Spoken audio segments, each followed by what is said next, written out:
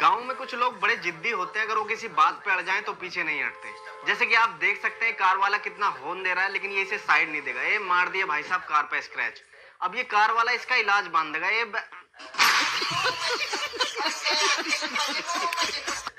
गांव সুপারম্যানের প্রয়োজন নাই, তুমি আমার কাছে সুপার হিরো ভাই। কোনো কিছুর পরোয়া না করে পানিতে ঝাঁপিয়ে পড়ে একটা নিষ্পাপ শিশুর প্রাণ বাঁচালে, এটাকেই প্রকৃত মানবিক কাজ বলে। আজকে যে পরিবারটা কান্নায় ভাসতো, সেই পরিবারের মুখে তুমি হাসি ফিরিয়ে দিলে। তোমাকে মন থেকে সেলুট জানাই ভাই। যদি তোমার পরিচয়টা পাইতাম, তবে আমার মন থেকে তোমার জন্য ছোট্ট একটা পুরস্কার দিতাম। इस लड़की की हिम्मत देखिएगा मेरे दोस्तों, चोर आए थे लूटने के लिए, और फिर देखिएगा किस तरीके से ये लड़की शेरनी की तरह झाड़ी चारों कोन चित गिरा दिया। इस बहादुर लड़की के लिए दोस्तों, और फिर शिकंजे में दबा लिया। अब कहाँ बच के जाए। لا حاجة للجراحة.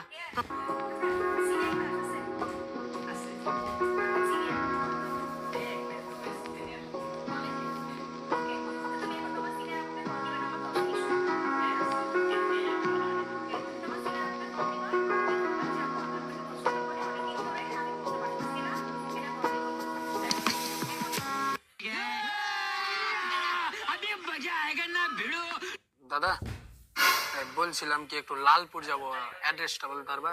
লেটে দিবেন দাদা? আলতা মোড় কোন দিকে? এই দাদা আমি জিজ্ঞাসা করে বলো। আমি জিজ্ঞেস করলাম তো। থামো না জি, জিজ্ঞেস করো। কি বলেন? বলছি লালপুরের অ্যাড্রেসটা বলতে পারবা? একজন আজ করে জিজ্ঞাসা করো না ভাই। থামো, আমাকে বলো লালপুরের রাস্তাটা একটু বলে দাও। এই সামনে দিয়ে যাবা। থামো না জি, তুমি এত তাড়াহুড়া কেসে? আমার তাড়াহুড়া লাই, আমি আগে জিজ্ঞাসা করি। দাদা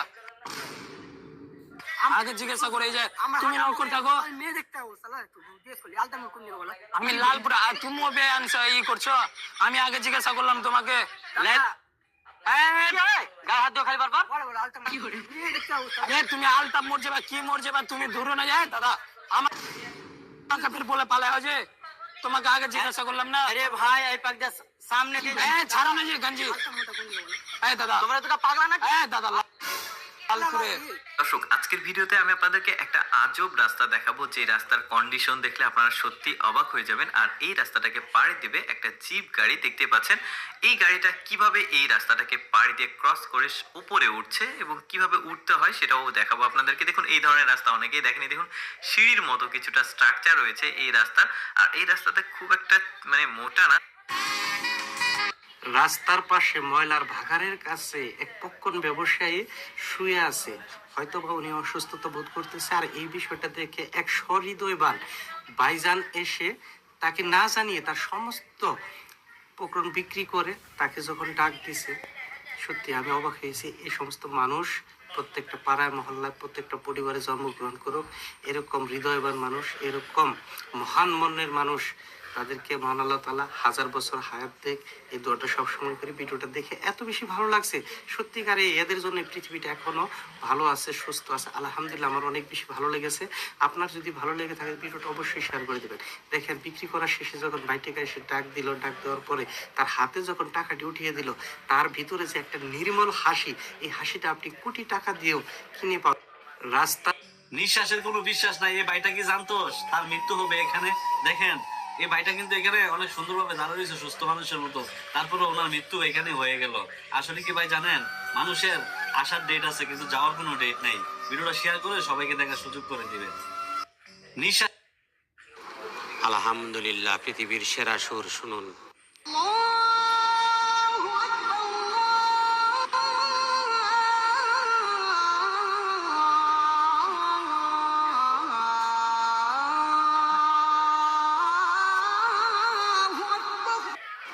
আগে ভাই ছিল, এখন পাশে কেউ নাই, এখন রাস্তায় বের হইতেও ভয় করে।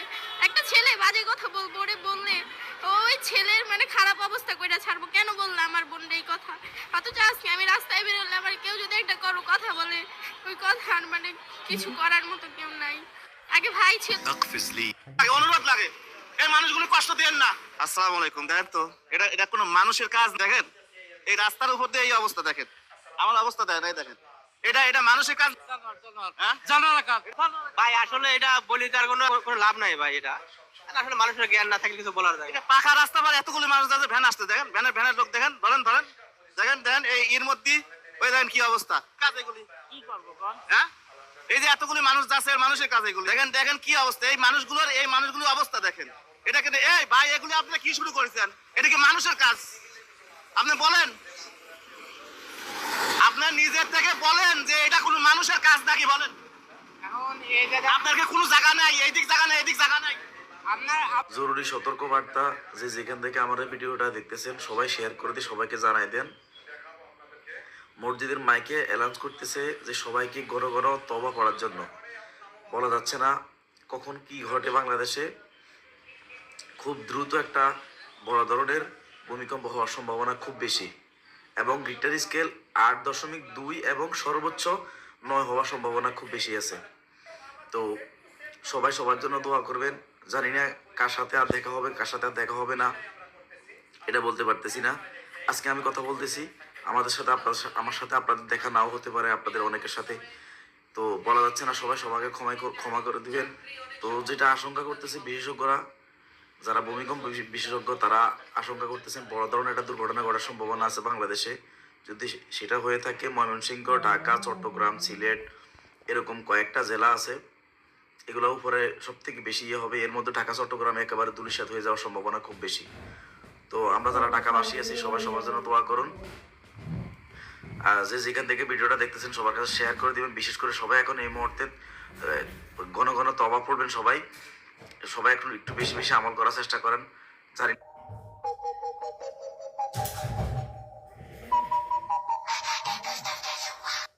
মাশাআল্লাহ, সুবহানাল্লাহ। দেখেন একটা বনের পাখিও ভাই, দেখেন কিভাবে আল্লাহ তাআলার নাম লিখছে। দেখেন একটা বক। ভিডিও শেয়ার করে দেবেন, সকল মুসলমান ভাই দেখতে পারে। ভাই রে ভাই, দেখেন জাদুঘর আমাদের কিভাবে বোকা বানায়। ভিডিওটি শেয়ার করে দেন যাতে সবাই দেখে শিখতে পারে।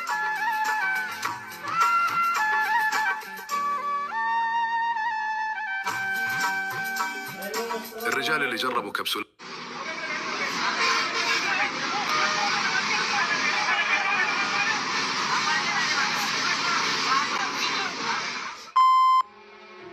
ফাঁকা রাস্তায় অপরিচিত কাউকে গাড়িতে ওঠানো ঝুঁকিপূর্ণ হতে পারে, বিশেষ করে যদি তারা অসৎ উদ্দেশ্যে আপনার বিশ্বাসভাজন হতে চায়।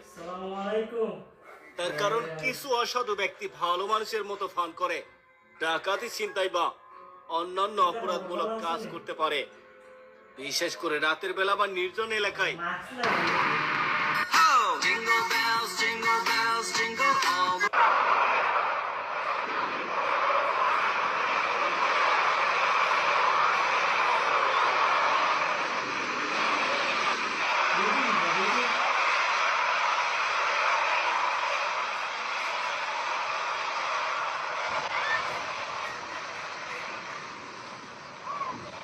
এটা জৈন্তাপুর উপজেলার আগুনের পাহাড়। আগুন জ্বলার এমন দৃশ্য দেখতে প্রতিদিন লোক আসে হাজারে হাজার। ঘটনাটা আজ থেকে 70 বছর আগের। অলৌকিক ক্ষমতা ছিল শাহ আহমদ আলী নামের এক পীরের। নিষেধ অমান্য করে খনন করেছিল তারা গ্যাসের। বিস্ফোরণে ধ্বংস হয়ে যায় সেই কূপের। আল্লাহর কুদরতি লীলা দেখতে যদি চাও, উতলার পাহাড়ের এমন প্রাকৃতিক সৌন্দর্য একবার হলেও উপভোগ করে যাও। তো এখন আমরা শুনবো হচ্ছে মিজানুর রহমান আজারির একটা ওয়াজ। চলো শোনা যাক এই ওয়াজটা। আর এটাতে তিনি বলেছেন যে পৃথিবী কিভাবে ধ্বংস হবে সেই জিনিসটা কিন্তু এখানে বর্ণিত রয়েছে। হ্যাঁ, চলো দেখা যাক। দিন পৃথিবীটারে কাঁপিয়ে দেয়া হবে, পুরো পৃথিবী নড়ে চড়ে উঠবে, টাওয়ার গুলো ভেঙে খান খান, পাহাড় গুলো ভেঙে দুমড়ে মুচড়ে যাবে, মানুষগুলো বিক্ষিপ্ত পতঙ্গের মতো নিক্ষিপ্ত হবে, সাগরের পানির মাঝখানে দাউ দাউ দাউ দাউ দাউ দাউ করে আগুন জ্বলতে শুরু করে দিবে। আল্লাহু আকবার। নকশা কে দিছেন আল্লাহ? নকশা কে দিছেন না? সুবহানাল্লাহ পড়ে। আবার আল্লাহ বললেন ফাইদা বারিকাল বাসারু ওয়া খাসাফাল কমারু ওয়া জুমিআশ শামসু ওয়াল কমারু ইয়াকুলুল ইনসানু আইনাল মাফার। সেদিন মানুষের চোখ হবে ছানা পড়া, চন্দ্র সূর্যে কোনো আলো থাকবে না, মানুষগুলো দিক বিদিক পাগলের মতো দৌড়াবে, সবার মুখে এক কথা, পালাবো কই? পালানোর জায়গা আছে? নাকি শুধু বাংলাদেশের এই সাইডটাতেই কিয়ামত হবে, সৌদিতে আর হবে না? হ্যাঁ, আমেরিকায় কেমন হবে? ওদিক তো ডোনাল্ড ট্রাম্প থাকে। হ্যাঁ, আমেরিকাতেও হবে, জাপানে হবে, ইন্ডিয়াতে হবে, গোটা বিশ্বে একসাথে কাপাকাপি আর এই ধ্বংসলীলা শুরু হয়ে যাবে। চিৎকার করে বলেন ঠিক কিনা? আল্লাহ বলেন ইয়াউমা নাতউইস সামা কাতাইয়িস সিজিল্লি লিল কুতুব, আকাশ আর আকাশ থাকবে না। কাগজ যেমনি আমরা এরকম ফোল্ড করে ফেলি, ভাঁজ করে ফেলি, মন চাইলে কাগজকে যেমনি আমরা এরকম হাতের মধ্যে গুটিয়ে নেই, সেদিন আকাশটারে হাতের মধ্যে গুটিয়ে নিবে কে? মানুষগুলো পাগলের মতো দৌড়াবে, কেউ থাকবে টয়লেটে,